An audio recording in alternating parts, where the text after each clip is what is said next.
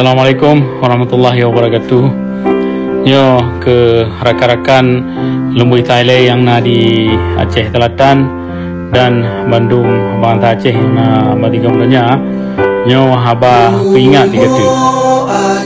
Menya ne pei bendera Pak Desembernya dan menyena halangan-halangan daripada musuh atau daripada Kapolsek.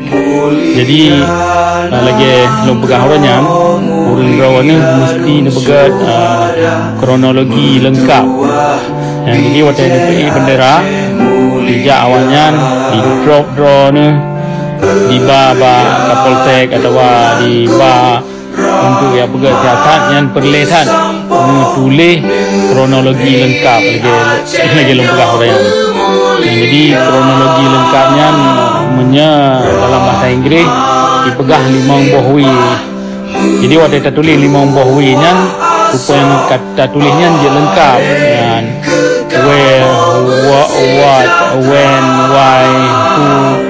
Ya, jadi dalamnya tak bancit lagi tak pegat laporan lengkap. Jadi yang penting ada baik katanya waktu drop 5 musuh katanya hanya ada 20 pegat tengok. Yang perlu tulis kronologi lengkap yang nak lagi rumus katanya ada temuli. Yang pajan kejadian kejadian part kiban kejadian so yang drop kiban dipegat lewannya ho jibal yang penting kata.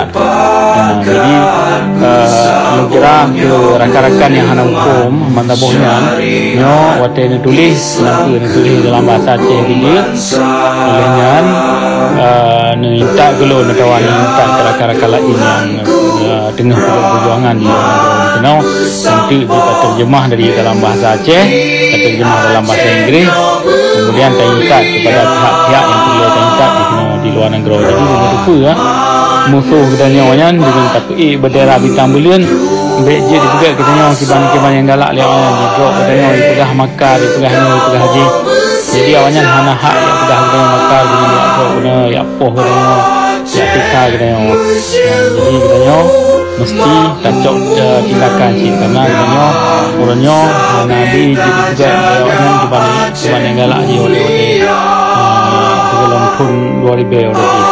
Jadi ke rakan-rakan lain memandung si nyoba Desember 2025 nyo jak sama-sama tapi bendera bintang bulan. Sebab katanya akan ketemu kekuatan katanya tapubutnya rame-rame itu. Jadi menansid untuk aparat keamanan Indonesia nyo hanji pegat pepe yang jigalak katanya mantaboh Aceh tapi bendera bintang bulan. Yang hak katanya, yang ekspresi katanya, yang inspirasi katanya bangsa Aceh. Jadi menyerame bangsa Aceh bendera musuhnya hanjit le jidrop katanya, hanjit le pegat apa ada katanya karena yang kekuatan katanya ba orang rame. Jadi lo harap rakan-rakan memandum supaya sama-sama tapi bendera ba Desember nya tak pelumah yang katanya bangsa Aceh tak pelumah yang bahawa katanya nak ke tabuh bangsa kan tabuh suku yang lagi dipegah-pegah lewatnya. Yang tipe tu waktu apa Desember bernutupu nyo katanya kan milad gam. Milad gam berarti ulang tahun gerakan Aceh Merdeka. Nyo ulang tahun ke gerakan Aceh Merdeka kan ke bangsa Aceh. Jadi yang salah.